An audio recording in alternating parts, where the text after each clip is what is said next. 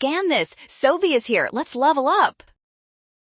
Regression analysis problems look intimidating, but you can solve them in 60 seconds by identifying the slope, standard error, and critical value using these simple steps. First, identify the slope coefficient and its standard error from the regression table. We are predicting commute time based on distance, so we focus on the specific distance row now. Next, find the critical value for a 90% confidence interval with 21 degrees of freedom. Since n is 23, degrees of freedom is n-2, which is 21. Finally, assemble the confidence interval using the formula estimate plus or minus the critical value times the standard error. This calculation matches the structure of option C perfectly. Boom! Nailed it! Scan the code, you can learn better with Sophie. Avoid using the wrong standard error and always remember to calculate degrees of freedom correctly.